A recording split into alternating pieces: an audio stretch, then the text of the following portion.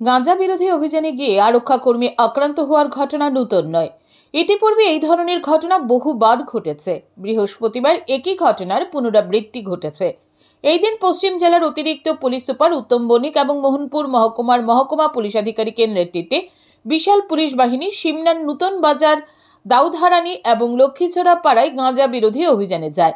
গাঁজা বাগানে গিয়ে আরক্ষা কর্মীরা গাঁজা গাছ ধ্বংস করার কাজ শুরু করার সাথে সাথে শুরু হয় ঝামেলা। এক এক করে গাঁজা চাষিরা জড়ো হতে থাকে। একটা সময় গাঁজা চাষিরা সংঘবদ্ধভাবে হামলা চালায় আরক্ষা কর্মীদের উপর। এতে আহত হয় বেশ কয়েকজন আরক্ষা কর্মী। ভাঙচুর করা হয় পুলিশের গাড়ি। পরিস্থিতি নিয়ন্ত্রণে আনতে পাল্টা লাঠিচার্জ করে পুলিশ। পুলিশ লাঠিচার্জ শুরু করার সাথে সাথে গাঁজা চাষিরা ঘটনাস্থল থেকে পালিয়ে যায়। তখন আরক্ষা কর্মীরা নির্বিচারে এলাকার সাধারণ মানুষের উপর লাঠিচার্জ করেছে। দাউদহারানি এলাকার বাসিন্দা প্রবীণ দেববর্মা জানায়, এই দিন সকালে আরক্ষা কর্মীরা তাদের বাড়ির উঠানে গাড়ি রেখে গাঁজা বিরোধী অভিযানে যায়। কিছু সময় বাদে পুলিশের সাথে স্থানীয় কিছু লোকের ঝামেলা শুরু হয়। তারপর পুলিশ লাঠিচার্জ শুরু করে। তখন আরক্ষা কর্মীরা তাদের বাড়িতে প্রবেশ করে তার বৃদ্ধ মা বাবাকে মারধর করেছে।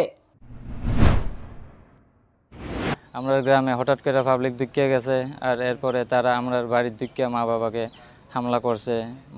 বাবাকে পিঠে মারলো, বুকে মারলো, আর মা ওকে ঠ্যাঙের মধ্যে মারলো। এক্ষণে ডক্টরের কাছে গেলাম, ডক্টরের 3টা এক্সট্রা দিছে মার, আর বাবার দিল 2টা, আর বাইরের তো ওষুধ দিয়ে দিল। বাইরে একটু বেশি হয়েছে না জখমটা। গাঁজা চাষিদের সংঘবদ্ধ হামলা ও ঘেরাওয়ের ফলে দীর্ঘ প্রায় 3 ঘন্টা পর আরক্ষা কর্মীরা এই দিন এলাকা থেকে বেরিয়ে আসতে সক্ষম হয়। কিন্তু এই দিন গাঁজা বাগান সম্পূর্ণ ধ্বংস করতে ব্যর্থ হয় আরক্ষা কর্মীরা। এখন দেখার আগামী দিনে আরক্ষা প্রশাসন এই গাঁজা বাগান ধ্বংস করার জন্য কী ধরনের পদক্ষেপ গ্রহণ করে। Bureau report, news today.